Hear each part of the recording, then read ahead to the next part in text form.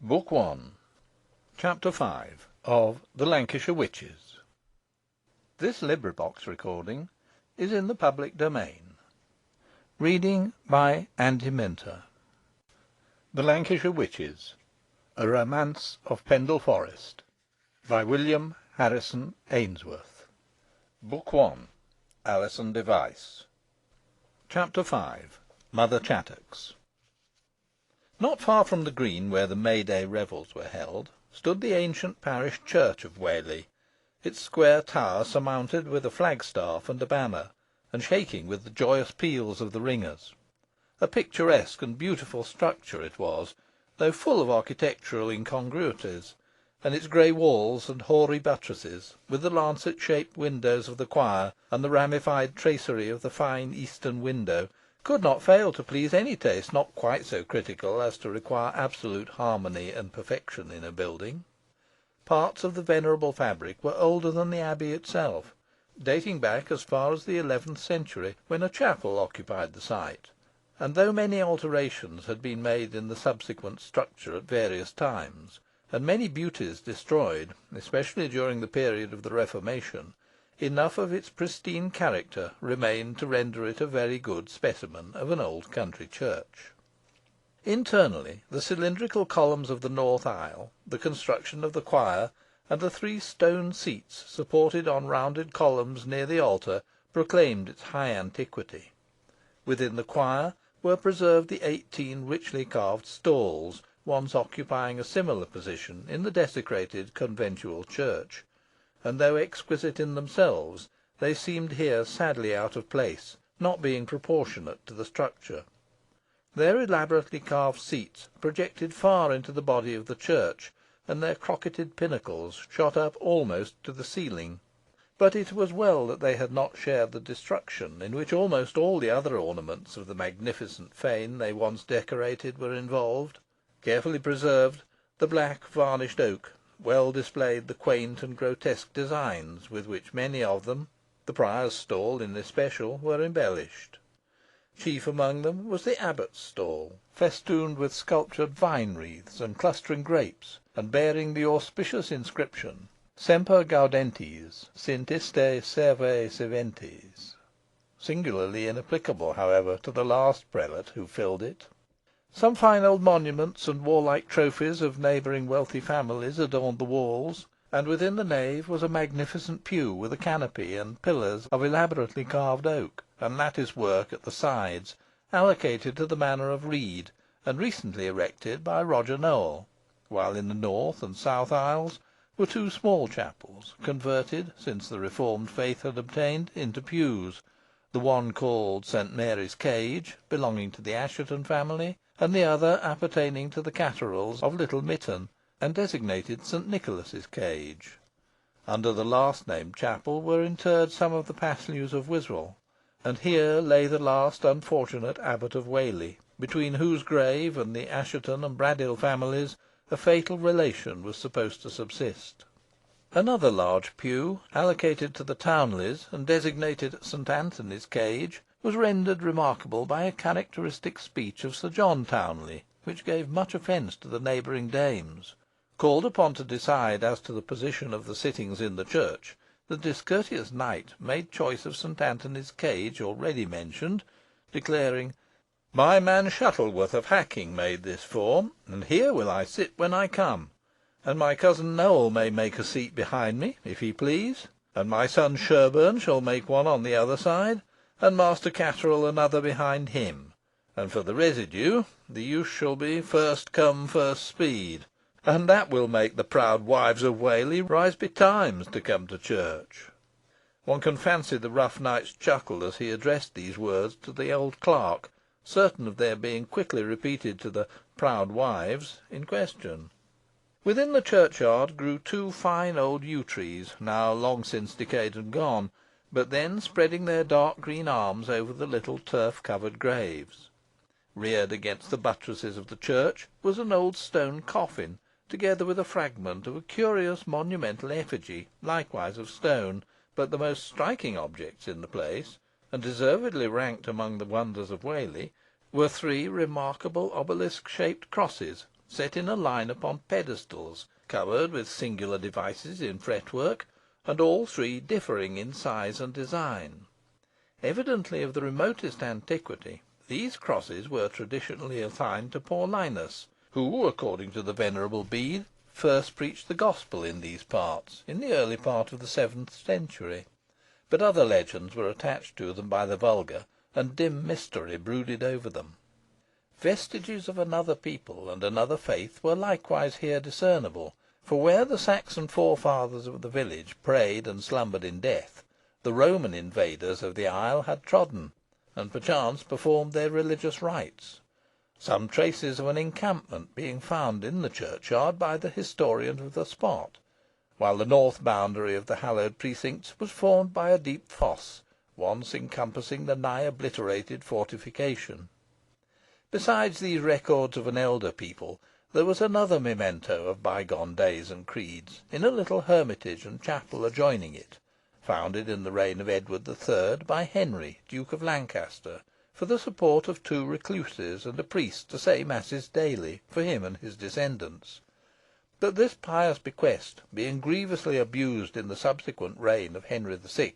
By Isole de Heton, a fair widow, who, in the first transports of grief, vowing herself to heaven, took up her abode in the hermitage, and led a very disorderly life therein, to the great scandal of the abbey, and the great prejudice of the morals of its brethren, and at last, tired even of the slight restraint imposed upon her, fled away, contrary to her oath and profession, not willing nor intending to be restored again. The hermitage was dissolved by the pious monarch, and masses ordered to be said daily in the parish church for the repose of the soul of the founder. Such was the legend attached to the little cell, and tradition went on to say that the anchoress broke her leg in crossing Whalley Nab, and limped ever afterwards, a just judgment on such a heinous offender. Both these little structures were picturesque objects, being overgrown with ivy and woodbine. The chapel was completely in ruins, while the cell, profaned by the misdoings of the dissolute votaress Isole, had been converted into a cage for vagrants and offenders, and made secure by a grated window and a strong door studded with broad-headed nails. The view from the churchyard, embracing the vicarage house, a comfortable residence, surrounded by a large walled-in garden, well stocked with fruit trees, and sheltered by a fine grove of rook-haunted timber, extended on the one hand over the village, and on the other over the abbey, and was bounded by the towering and well-wooded heights of Whalley Nab. On the side of the abbey, the most conspicuous objects were the great north-eastern gateway, with the ruined conventual church. Ever beautiful, the view was especially so on the present occasion, from the animated scene combined with it, and the pleasant prospect was enjoyed by a large assemblage, who had adjourned thither to witness the concluding part of the festival. Within the green and flower-decked bowers, which, as has been before mentioned, were erected in the churchyard, were seated Dr. Ormerod and Sir Ralph Assheton, with such of their respective guests as had not already retired, including Richard and Nicholas Assheton, both of whom had returned from the abbey, the former having been dismissed by Lady Assheton from further attendance upon Alizon, and the latter having concluded his discourse with Parson Dewhurst, who indeed accompanied him to the church, and was now placed between the vicar and the rector of Middleton. From this gentle elevation, the gay company on the green could be fully discerned, the tall Maypole, with its garlands and ribands, forming a pivot about which the throng ever revolved, while stationary amidst the moving masses, the rush cart reared on high its broad green back, as if to resist the living waves constantly dashed against it. By and by a new kind of movement was perceptible, and it soon became evident that a procession was being formed. Immediately afterwards the rush cart was put in motion, and winded slowly along the narrow street leading to the church, preceded by the morris dancers and the other May Day revellers, and followed by a great concourse of people, shouting, dancing, and singing. On came the crowd.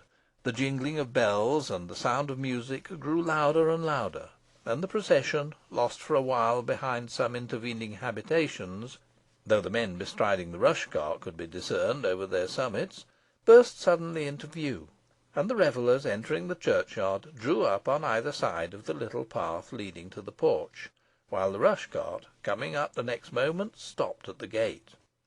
Then 4 young maidens, dressed in white, and having baskets in their hands, advanced and scattered flowers along the path, after which ladders were reared against the sides of the rush cart, and the men, descending from their exalted position, bore the garlands to the church, preceded by the vicar and the 2 other divines, and followed by Robin Hood and his band, the morris dancers, and a troop of little children singing a hymn.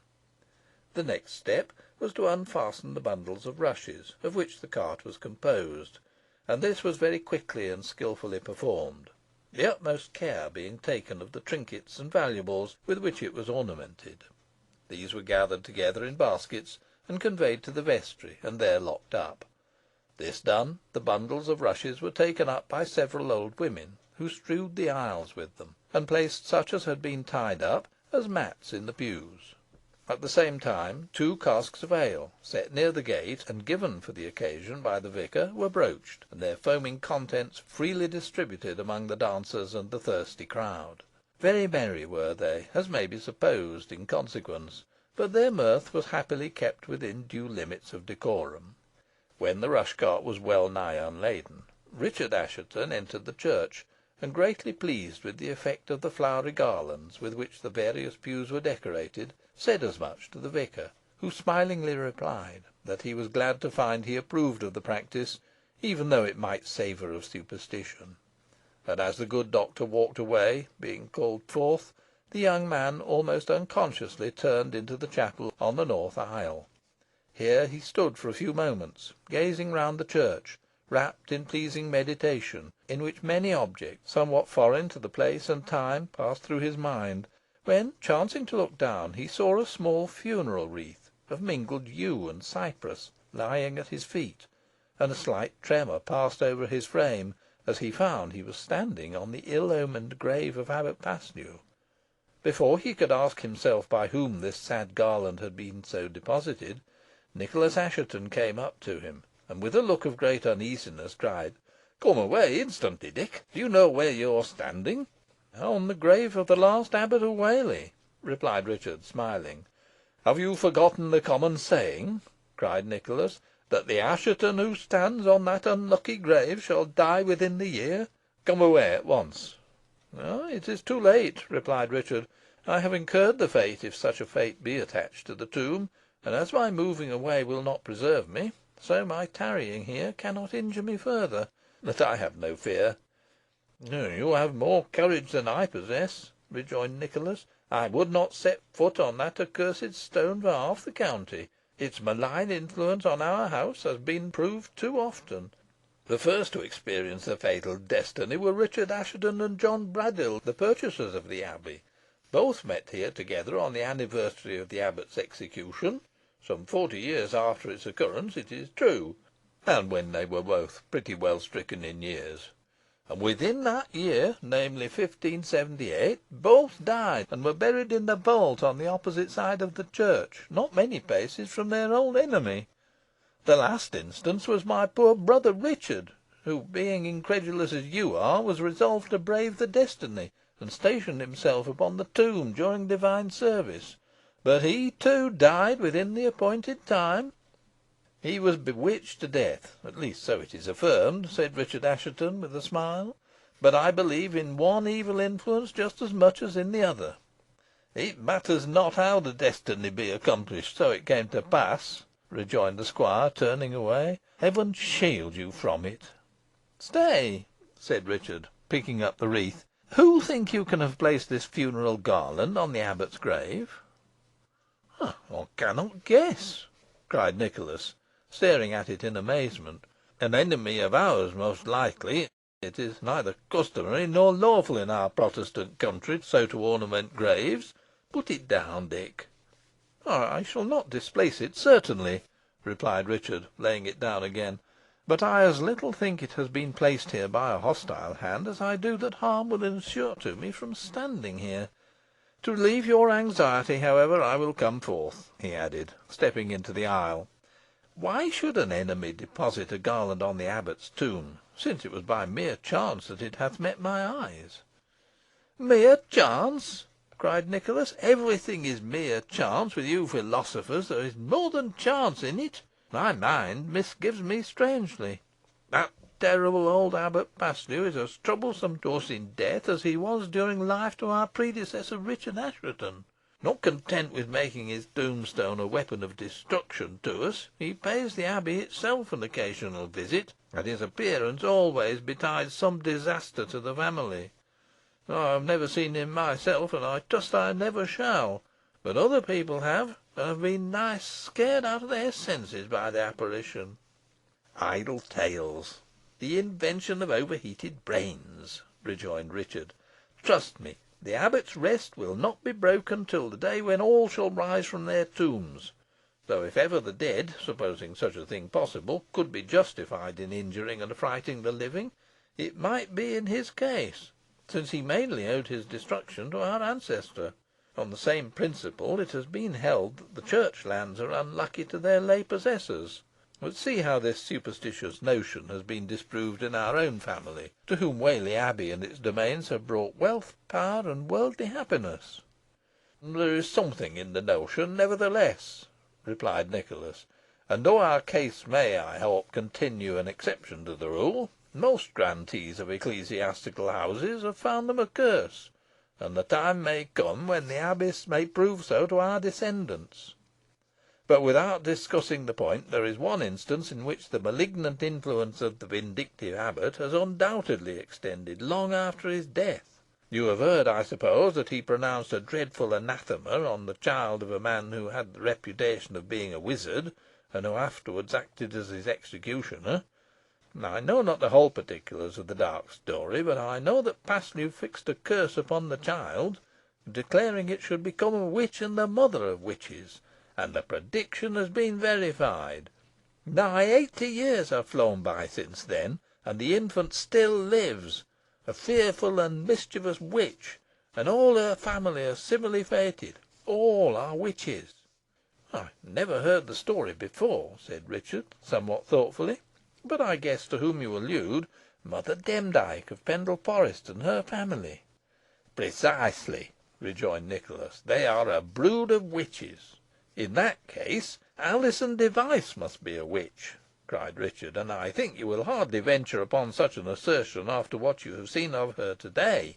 If she be a witch, I would there were many such, as fair and gentle. And see you not how easily the matter is explained?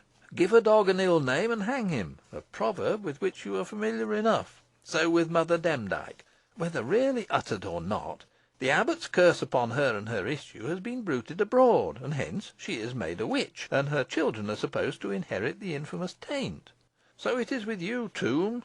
It is said to be dangerous to our family, and dangerous no doubt it is to those who believe in the saying, which luckily I do not. The prophecy works its own fulfilment. The absurdity and injustice of yielding to the opinion are manifest. No wrong can have been done the abbot by Mother Demdike, any more than by her children, and yet they are to be punished for the misdeeds of their predecessor." "Ay, as you and I, who are of the third and fourth generation, may be punished for the sins of our fathers," rejoined Nicholas. "You have Scripture against you, Dick. The only thing I see in favour of your argument is the instance you allege of Alizon. She does not look like a witch, certainly, but there is no saying she may only be the more dangerous for her rare beauty and apparent innocence." "I would answer for her truth with my life," cried Richard, quickly. "It is impossible to look at her countenance, in which candour and purity shine forth, and doubt her goodness." "She has scattered her spells over you, Dick, that's certain," rejoined Nicholas, laughing. "But to be serious, Alizon, I admit, is an exception to the rest of the family, but that only strengthens the general rule. Did you ever remark the strange look they all have, save the fair maid in question, have about the eyes?" Richard answered in the negative. "It is very singular, and I wonder you have not noticed it," pursued Nicholas. "But the question of reputed witchcraft in Mother Demdike has some chance of being speedily settled, for Master Potts, the little London lawyer who goes with us to Pendle Forest to morrow, is about to have her arrested and examined before a magistrate." "Indeed!" exclaimed Richard. "This must be prevented." "Why so?" exclaimed Nicholas, in surprise. "Because the prejudice existing against her is sure to convict and destroy her," replied Richard. "Her great age, infirmities, and poverty, will be proofs against her. How can she, or any old enfeebled creature like her, whose decrepitude and misery should move compassion rather than excite fear, how can such a person defend herself against charges easily made and impossible to refute? I do not deny the possibility of witchcraft, even in our own days, though I think it a very unlikely occurrence. But I would determinedly resist giving credit to any tales told by the superstitious vulgar, who, naturally prone to cruelty, have so many motives for avenging imaginary wrongs. It is placing a dreadful weapon in their hands, of which they have cunning enough to know the use, but neither mercy nor justice enough to restrain them from using it. Better let one guilty person escape than many innocent perish. So many undefined charges have been brought against Mother Demdike, that at last they have fixed a stigma on her name, and made her an object of dread and superstition. She is endowed with mysterious power, which would have no effect if not believed in, and now must be burned because she is called a witch, and is doting and vain enough to accept the title. There is something in a witch difficult, say almost impossible, to describe," said Nicholas, "but you cannot be mistaken about her. By her general ill course of life, by repeated sets of mischief, and by threats, followed by the consequences menaced, she becomes known. There is much mystery in the matter, not permitted human knowledge entirely to penetrate; but as we know from the Scriptures that the sin of witchcraft did exist, and as we have no evidence it has ceased, so it is fair to conclude that there may be practices of the dark offence in our own days, and such I hold to be Mother Demdike and Mother Chattox. Rival potentates in evil, they contend which shall do most mischief, but it must be admitted the former bears away the bell. If all the ill attributed to her were really caused by her machinations, this might be correct," replied Richard; "but it only shows her to be more calumniated than the other.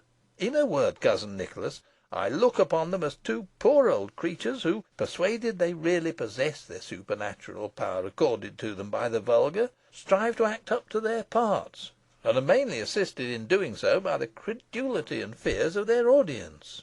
"Admitting the blind credulity of the multitude," said Nicholas, "and their proneness to discern the hand of the witch in the most trifling accidents; admitting also their readiness to accuse any old crone unlucky enough to offend them of sorcery, I still believe there are actual practisers of the black art, who, for a brief term of power, have entered into a league with Satan, worship him, and attend his sabbaths, and have a familiar, in the shape of a cat, dog, toad, or mole, to obey their behests, transform themselves into various shapes, as a hound, a horse, or hare, raise storms of wind or hail, maim cattle, bewitch and slay human beings, and ride whither they will on broomsticks.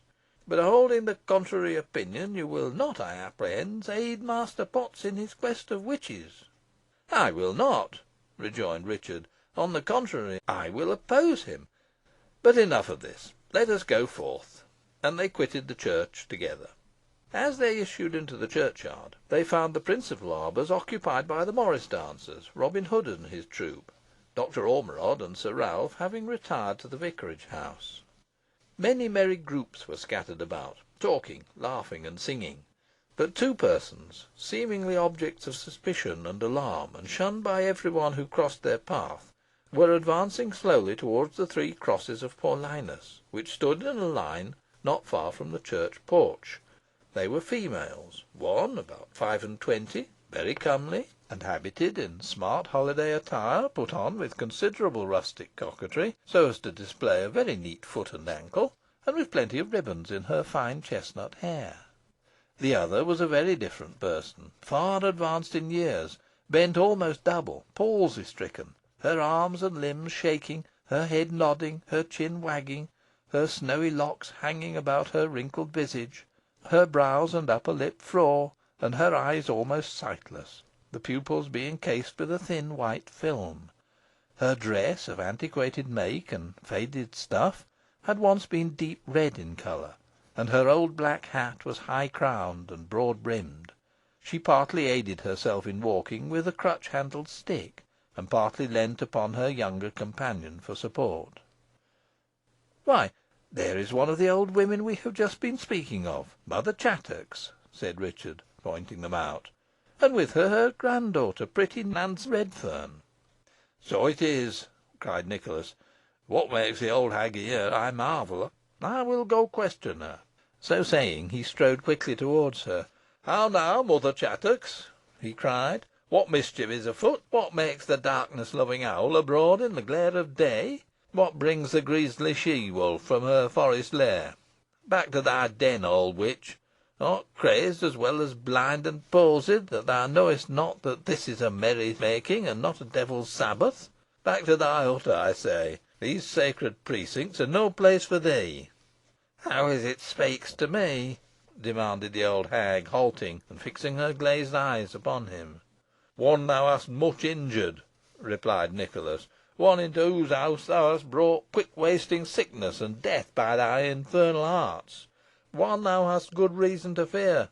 For learn to thy confusion, thou damned and murderous witch, it is Nicholas, brother to thy victim, Richard Assheton of Downham, who speaks to thee."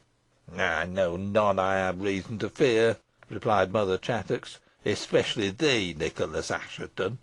Thy brother was no victim of mine. Thou wert the gainer by his death, not I. Why should I slay him?"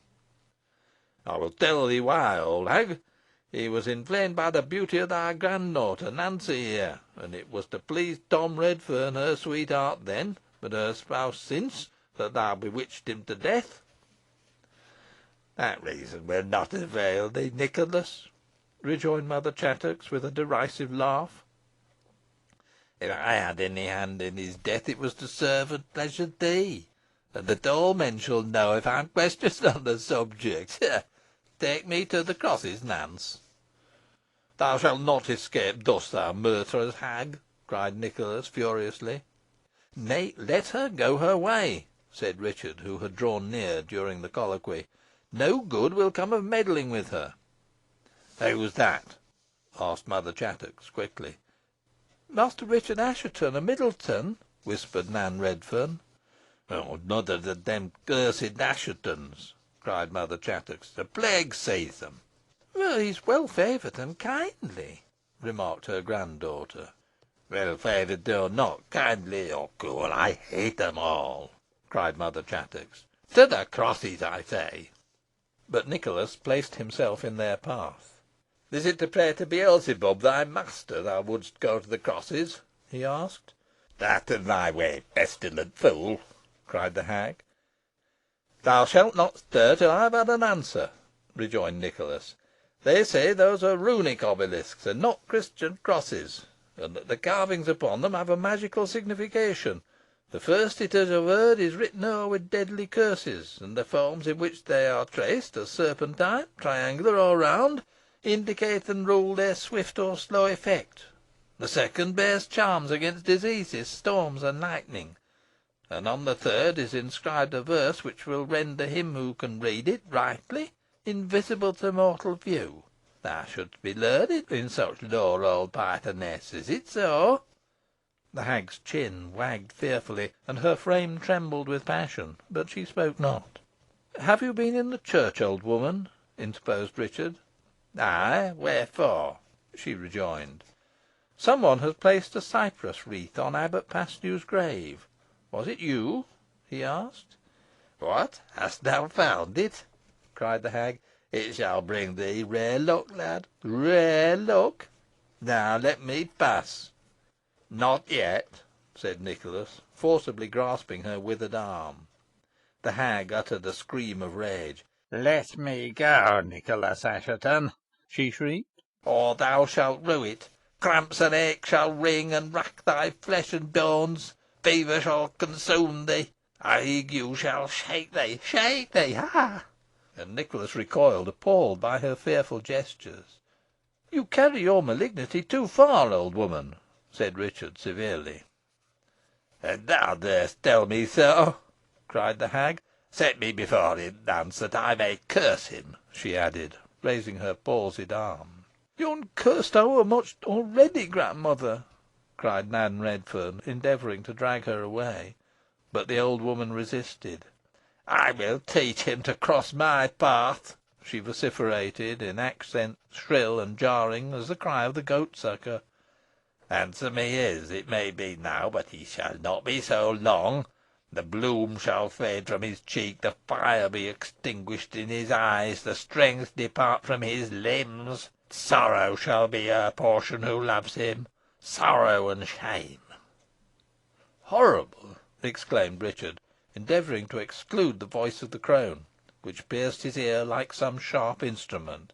"Ah, you fear me now. By this and this the spell shall work," she added, describing a circle in the air with her stick, then crossing it twice, and finally scattering over him a handful of grave dust, snatched from an adjoining hillock. "Now lead me quickly to the smaller cross, Nance," she added, in a low tone. Her granddaughter complied, with a glance of deep compassion at Richard, who remained stupefied at the ominous proceedings. All was astir in an instant.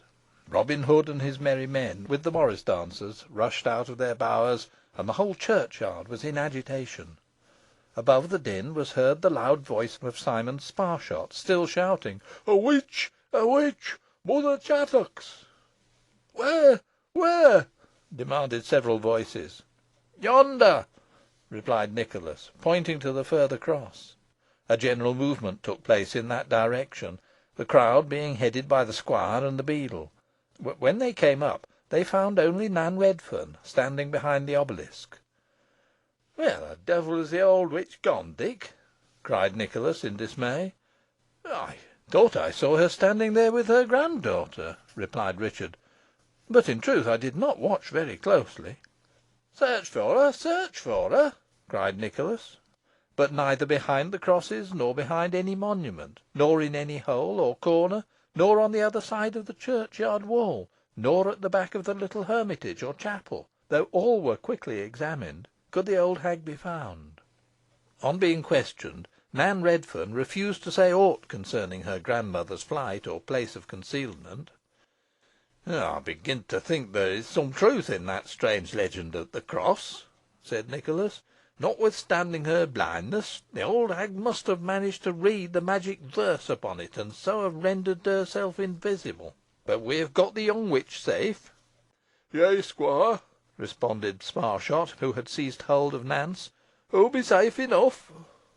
"Nan Redferne is no witch," cried Richard Assheton, authoritatively. "No witch, Master Ruchot!" cried the beadle, in amazement. "No more than any of these lasses around us," said Richard. "Release her, Sparshot."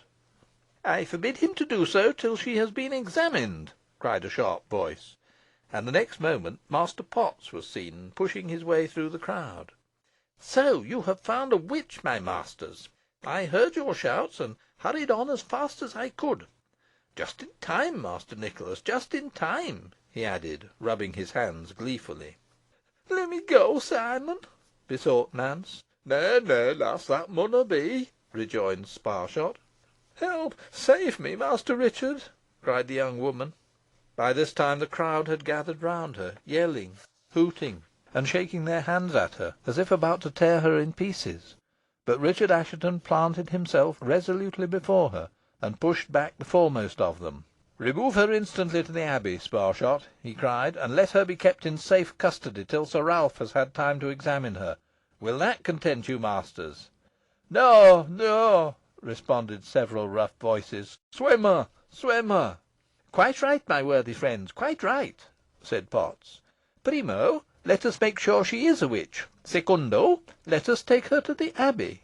"There can be no doubt of her being a witch, Master Potts," rejoined Nicholas. "Her old grandame, Mother Chattox, has just vanished from our sight." "Has Mother Chattox been here?" cried Potts, opening his round eyes to their widest extent.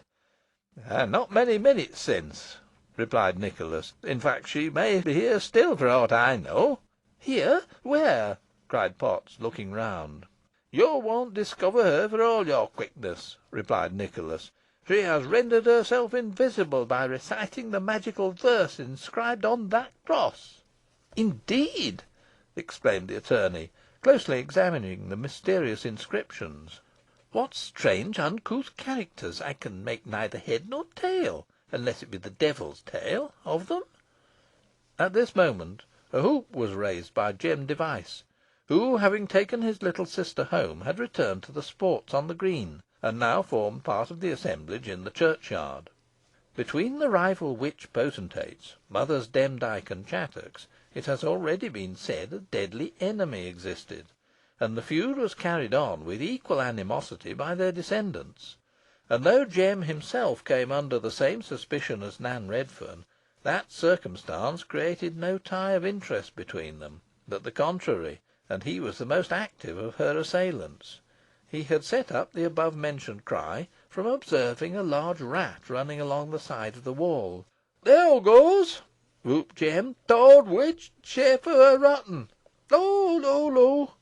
Half the crowd started in pursuit of the animal, and 20 sticks were thrown at it, but a stone cast by Jem stayed its progress, and it was instantly despatched. It did not change, however, as was expected by the credulous hinds, into an old woman, and they gave vent to their disappointment and rage in renewed threats against Nan Redferne. The dead rat was hurled at her by Jem, but missing its mark, it hit Master Potts on the head, and nearly knocked him off the cross, upon which he had mounted to obtain a better view of the proceedings. Irritated by this circumstance, as well as by the failure of the experiment, the little attorney jumped down, and fell to kicking the unfortunate rat, after which, his fury being somewhat appeased, he turned to Nance, who had sunk for support against the pedestal, and said to her, "If you will tell us what has become of the old witch, your grandmother, and undertake to bear witness against her, you shall be set free." "Ey'n tell ye nowt, mon," replied Nance, doggedly. "Put me to onny trial yo loike, yo shanna get a word fro me."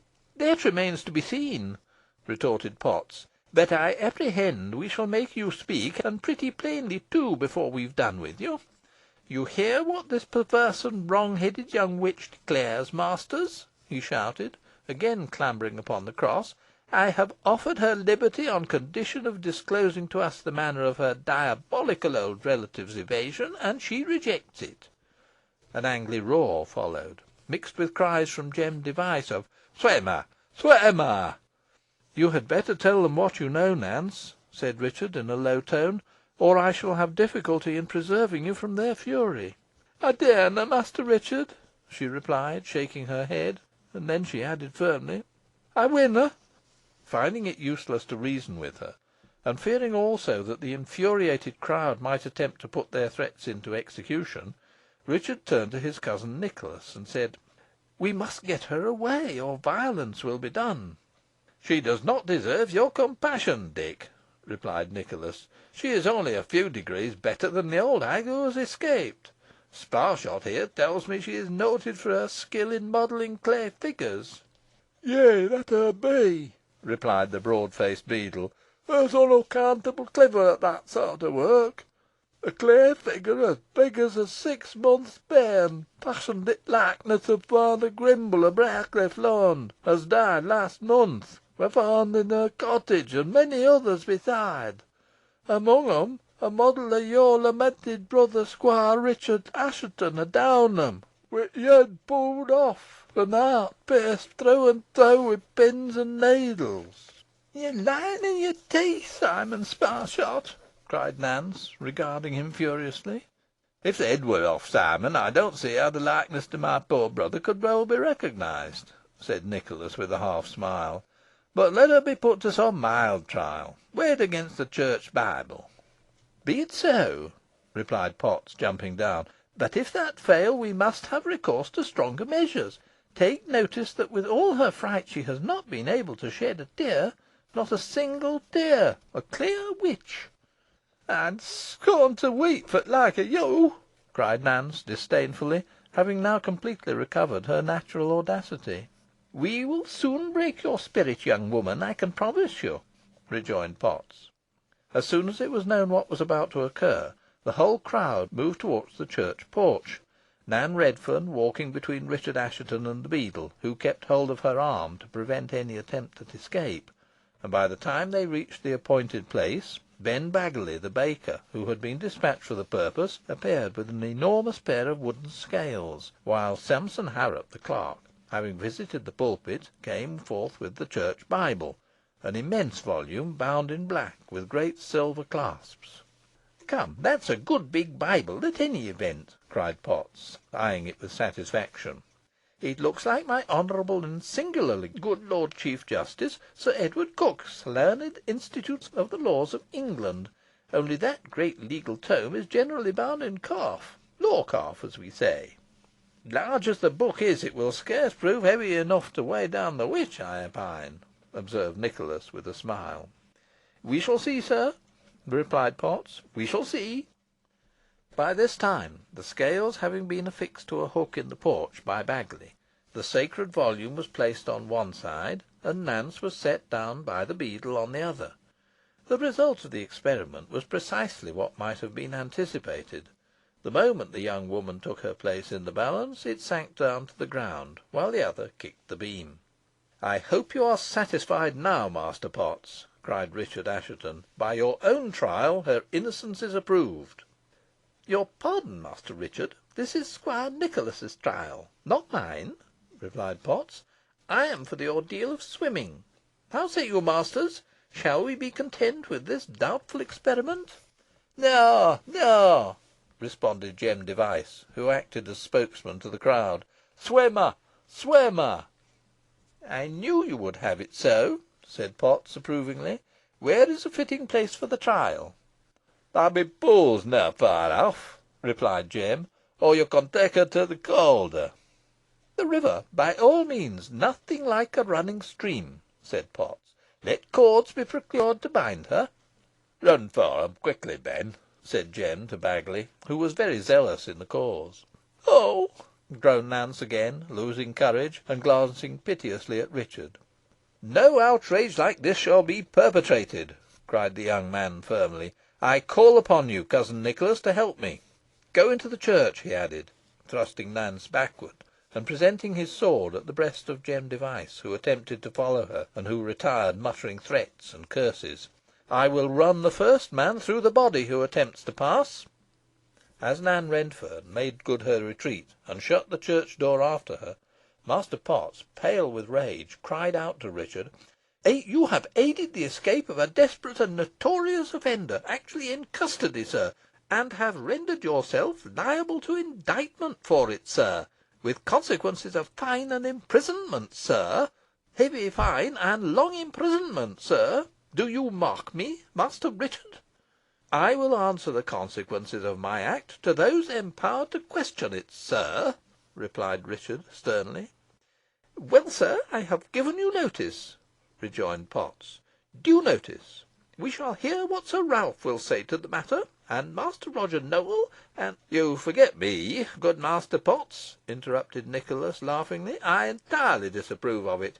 It is a most flagrant breach of duty. Nevertheless, I am glad the poor wench has got off." "She is safe within the church," said Potts, "and I command Master Richard, in the King's name, to let us pass. Beadle, Sharpshot, Sparshot, or whatever your confounded name, do your duty, sirrah. Enter the church, and bring forth the witch." "I darena, mester," replied Simon. "Young Master Richard has slipped my weasand as so as look at me." Richard put an end to further altercation by stepping back quickly, locking the door, and then taking out the key and putting it into his pocket. "She is quite safe now," he cried, with a smile at the discomfited lawyer. "Is there no other door?" inquired Potts of the beadle, in a low tone. "Yeigh, there be one at t'other side," replied Sparshot, "boh it be locked, ey reckon, an maybe yo'n gotten out that way." "Quick, quick, and let's see," cried Potts. "Justice must not be thwarted in this shameful manner." While the greater part of the crowd set off after Potts and the beadle, Richard Assheton, anxious to know what had become of the fugitive, and determined not to abandon her while any danger existed, unlocked the church door, and entered the holy structure, followed by Nicholas. On looking around, Nance was nowhere to be seen. neither did she answer to his repeated calls, and Richard concluded she must have escaped, when all at once a loud exulting shout was heard without, leaving no doubt that the poor young woman had again fallen into the hands of her captors. The next moment a sharp piercing scream in a female key confirmed this supposition. On hearing this cry, Richard instantly flew to the opposite door, through which Nance must have passed, but on trying it he found it fastened outside, and filled with sudden misgiving, for he now recollected leaving the key in the other door, he called to Nicholas to come with him, and hurried back to it. His apprehensions were verified. The door was locked. At first Nicholas was inclined to laugh at the trick played on them, but a single look from Richard checked his tendency to merriment, and he followed his young relative, who had sprung to a window looking out upon that part of the churchyard whence the shouts came, and flung it open. Richard's egress, however, was prevented by an iron bar, and he called out loudly and fiercely to the beadle, whom he saw standing in the midst of the crowd, to unlock the door. "Have a little patience, good Master Richard," replied Potts, turning up his provoking little visage, now charged with triumphant malice. "You shall come out presently. We are busy just now, engaged in binding the witch, as you see. Both keys are safely in my pocket, and I will send you one of them when we start for the river, good Master Richard. We lawyers are not to be overreached, you see. Ha! You shall repent this conduct when I do get out," cried Richard, furiously. "Sparshot, I command you to bring the key instantly." But, encouraged by the attorney, the beadle affected not to hear Richard's angry vociferations, and the others were unable to aid the young man if they had been so disposed, and all were too much interested in what was going forward to run off to the vicarage and acquaint Sir Ralph with the circumstances in which his relatives were placed, even though enjoined to do so. On being set free by Richard, Nance had flown quickly through the church and passed out at the side door, and was making good her retreat at the back of the edifice, when her flying figure was descried by Jem Device, who, failing in his first attempt, had run round that way, fancying he should catch her. He instantly dashed after her with all the fury of a bloodhound, and, being possessed of remarkable activity, speedily overtook her, and, heedless of her threats and entreaties, secured her. "Let me go, Jem," she cried, "and I win do thee a good turn one of these days, when thou might chance to be in the same strait as me." But, seeing him inexorable, she added, "My grandam shall rack thy bones sorely, lad, for this." Jem replied by a coarse laugh of defiance, and, dragging her along, delivered her to Master Potts and the beadle, who were then hurrying to the other door of the church. To prevent interruption, the cunning attorney, having ascertained that the two Asshetons were inside, instantly gave orders to have both doors locked, and the injunctions being promptly obeyed, he took possession of the keys himself, chuckling at the success of the stratagem. "A fair reprisal," he muttered. "This young milksop shall find he is no match for a skilful lawyer like me. Now, the cords, the cords." It was at the sight of the bonds, which were quickly brought by Baggiley, that Nance uttered the piercing cry that had roused Richard's indignation. Feeling secure of his prisoner, and now no longer apprehensive of interruption, Master Potts was in no hurry to conclude the arrangements, but rather prolonged them to exasperate Richard. Little consideration was shown the unfortunate captive. The new shoes and stockings, of which she had been so vain a short time before, were torn from her feet and limbs by the rude hands of the remorseless Jem and the beadle, and, bent down by the main force of those two strong men, her thumbs and great toes were tightly bound together, crosswise, by the cords. The churchyard rang with her shrieks, and, with his blood boiling with indignation at the sight, Richard redoubled his exertions to burst through the window and fly to her assistance. But though Nicholas now lent his powerful aid to the task, their combined efforts to obtain liberation were unavailing, and, with rage almost amounting to frenzy, Richard beheld the poor young woman borne shrieking away by her captors. Nor was Nicholas much less incensed, and he swore a deep oath, when he did get at liberty, that Master Potts should pay dearly for his rascally conduct. End of Chapter 5